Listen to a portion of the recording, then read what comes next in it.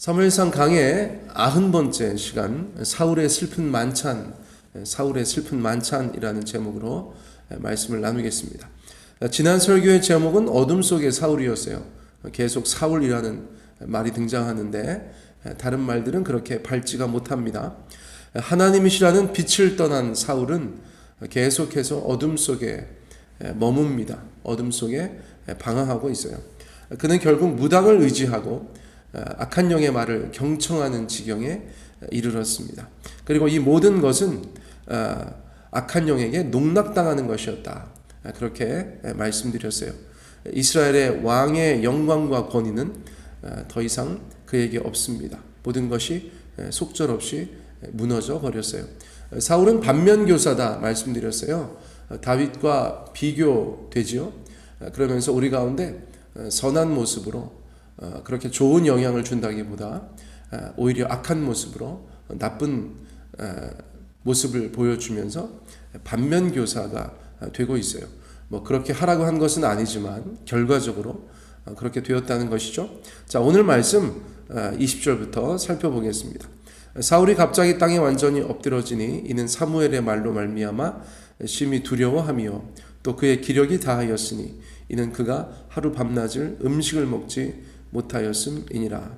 어제도 다루었던 구절인데요. 무당에게서 문제에 대한 해결책을 찾아보려고 하였죠. 블레셋의 대대적인 침공 앞에 어떻게 하면 좋을지 몰라서 무당을 찾은 것이니까요. 그런데 오히려 사울은 자신의 죽음, 아들들의 죽음, 그리고 이스라엘이 패배할 것이라는 충격적인 점괘를 듣게 된 것입니다. 이것은 사무엘의 말이 아니라고 제가 계속해서 말씀드리고 있어요. 점장이한테 물어보고 점장이한테 말을 들었으니까 일종의 점괘라고도 표현할 수 있겠습니다. 저주를 받은 것과 다름이 없어요. 너도 죽고 네 자식들도 죽고 이스라엘도 패배하게 될 것이다. 지푸라기라도 잡고 싶은 심정으로 이곳에 왔는데 모든 것이 순식간에 무너지게 된 것이죠. 두려움에 떨며 탈진하여서 땅에 완전히 엎드려졌다. 우리가 잘 쓰는 말로 대자로 뻗었다. 그렇죠. 그런 사울을 한번 상상해 보세요. 그런 사울을 상상해 보세요. 너무나 안타깝고 슬프고 또 속이 상하고 화가 나는 면도 있는 것입니다. 사울은 거기 그러고 있으면 안 되는 사람 아니겠습니까? 이전의 영광을 생각한다면 더더욱 그래서는 안 되는 사람 아니겠습니까? 그는 어울리지 않는 장소에 어울리지 않는 사람과 어울리지 않는 언행을 보이고 있었어요. 그런데 사울이 이렇게 탈진한 이유가 또 있었다는 것이죠. 뭐라고 말씀하십니까? 그의 기력이 다하였으니 이는 그가 하루 밤낮을 음식을 먹지 못하였음이니라. 기력이 남아있지 않았었다는 것이에요. 하루 종일 낮에도 아무것도 못 먹고 밤에도 아무것도 못 먹고 이것이 아마 아주 한밤중이든지 새벽녘일 것 같은데 어떻게 좋은 컨디션을 가지고 있을 수가 있겠어요. 전쟁을 앞두고 종교적인 의미에서 금식을 한 것인지 아니면 전쟁 스트레스와 기타 등등 다른 여러 가지 스트레스로 음식을 먹지 못한 것인지는 정확하지 않습니다만 분명한 것은 그가 대단히 많이 허기진 상태로 기력이 쇠하여 있다는 것이죠. 정서적으로 육체적으로 아주 탈진 상태, 방전 상태가 된 것 같아요. 사람은 전인적인 존재니까요. 기도 많이 한다고 배부르지 않고 밥 많이 먹었다고 똑똑해지지 않고 또 공부 많이 했다고 영성의 대가가 되는 것은 아니죠. 이 모든 것들을 골고루 균형 있게 잘 관리해야 되는 줄 믿습니다. 아무튼 지금 이 상황에서는 사울은 육체적인 기력이 없어요. 뭐 그렇다고 영적인 기력이 있었던 것은 아니지만 어쨌거나 아무것도 먹지 못했으니까 육체적인 기력은 아무것도 없다는 것입니다. 더군다나 그런 상태에서 바닥에 엎어져 있으니까요. 일국의 왕이 보는 사람들이 아주 민망하고 안타까웠을 것 같아요. 사울이 이 지경이라는 것이 성경을 읽는 자들에게도 동정심을 일으킬 만하죠.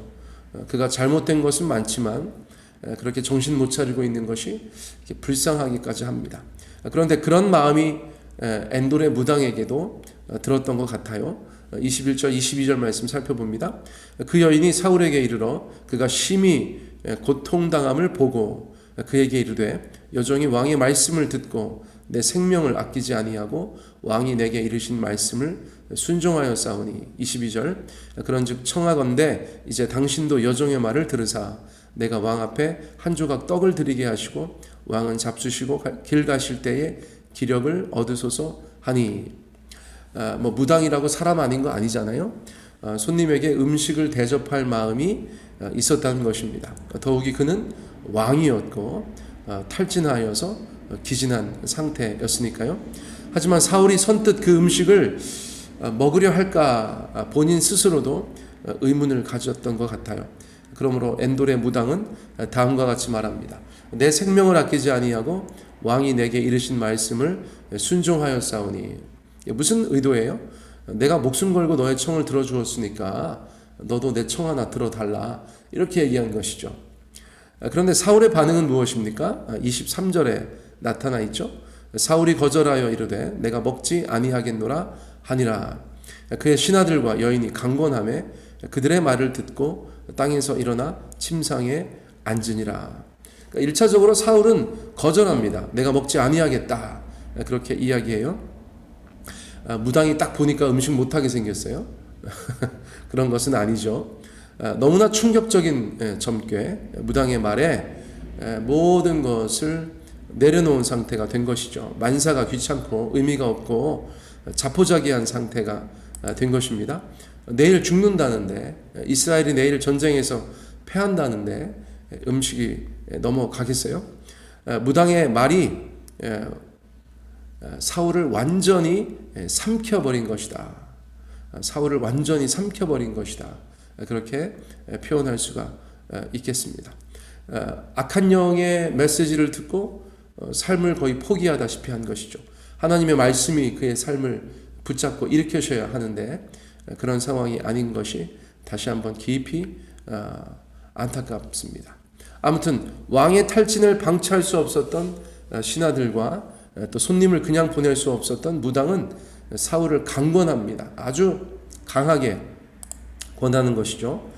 돌아가신 저희 고모님 같이 아유 먹어, 이거 먹어. 제 주변에서는 저희 고모님이 제가 그러셨던 것 같은데, 아무튼 그래서 결국 침상에 앉게 됩니다. 누군가로 하여금 어쨌거나 음식을 먹게 하려는 그런 모습들을 저희가 보게 됩니다. 침상에 앉게 합니다. 어느 정도 설득이 되었다는 뜻이겠죠? 어느 정도 설득이 되었다는 뜻이에요. 그리고 이제 사울의 인생에서 가장 슬픈 만찬을 접하게 되는 것입니다. 자, 어떤 만찬이에요? 24절 25절 여인의 집에 살진 송아지가 있으므로 그것을 잡고 가루를 가져다가 뭉쳐 무교병을 만들고 구워서 사울 앞에와 그의 신하들 앞에 내놓으니 그들이 먹고 일어나서 그 밤에 가니라. 엔돌의 무당은 나름 최선을 다해서 손님을 대접합니다. 무엇보다 한밤중에 살진 송아지를 잡아 요리했다는 것이죠. 누가복음 15장에서 집 나갔던 둘째 아들이 돌아오자 아버지가 살진 송아지를 잡죠. 그 살진 송아지를 잡아라. 아들을 위해서 예비했었던 그런 송아지를 잡아 아주 융숭하게 대접하는 모습이 떠오릅니다만 전혀 다른 상황이에요. 무당이 대접하겠다고 살진 송아지를 잡아서 요리합니다. 그리고 무당은 급히 가루를 뭉쳐서 무교병을 만들어 줍니다. 무교병은 누룩을 넣지 않고 만든 빵이죠. 그래서 빨리 만들 수 있는 것이에요. 그저 가루만 가지고 이렇게 구웠으니까요. 시간이 넉넉했다면 누룩을 넣고 유교병을 만들었을 것입니다만, 왜냐? 더 부드럽고 맛이 있었기 때문이에요. 그런데 시간이 마땅치 않으니까 무교병을 만들었어요. 이스라엘 백성들이 출애굽할 때 무교병을 먹었습니까? 유교병을 먹었습니까? 무교병을 먹었죠. 왜냐하면 당장 나가야 하니까, 출애굽해야 되니까 하나님께서 누룩을 넣지 않은 무교병을 만들어 먹어라, 그렇게 말씀하셨죠. 자, 시간과 관련된 것입니다. 아무튼 사울과 두 명의 신하들은 그렇게 늦은 만찬을 맞이합니다. 꼭두새벽에 밥 먹은 것처럼 느껴지는데요. 맛이 있었는지 없었는지 그것을 저희가 알 도리는 없습니다만 아무튼 사울 일행은 이 만찬을 먹고 그 밤에 다시 진영으로 복귀합니다. 전쟁을 앞두고 있었으니까요. 진영으로 복귀하게 되는 것이죠. 자, 그런데 말이에요. 사무엘상의 마지막까지 살펴보면 이제 얼마 남지 않았거든요. 마지막까지 살펴보면 결국 이 만찬이 사울 인생의 마지막 만찬이었다는 것을 알게 됩니다. 이게 무엇인가 헛헛하고 가슴이 아프지 않으세요? 사울의 등장 지금까지 그의 전 인생을 하나님의 말씀을 따라서 추적해온 살펴본 우리로서는 그 마지막이 너무나 아쉽게 느껴진다는 것이죠. 사울 왕이 무당이 차려준 밥을 마지막 만찬으로 먹고 그의 삶을 마감하였다. 이것은 참으로 많은 사람들에게 불행한 역사라고밖에 말할 수 없겠죠. 하나님의 사람들은 그 상실감이 크다라고 말씀드릴 수 있겠어요. 예수님도 만찬을 마지막으로 그의 육신의 삶은 끝나셨거든요. 그렇죠. 그런데 예수님은 어떠셨습니까? 그분도 제자들과 마지막 만찬을 갖고 죽음을 맞이하셨지만 모든 면에서 사울의 만찬과는 비교되는 만찬이었다는 것이에요. 우리는 누구의 만찬을 먹어야 할까요? 말하기는 한 사람의 인간으로서 또 한 사람의 성도로서 하나님 앞에서 유종의 미를 거둘 수 있는 그런 아름답고 거룩한 만찬이 우리 삶의 마지막 만찬이 되었으면 좋겠어요. 그러한 삶과 신앙을 위해서 애쓰고 힘쓰는 저와 여러분이 되었으면 좋겠습니다. 오늘은 이 짧은 설교로 모든 것을 대신하겠습니다.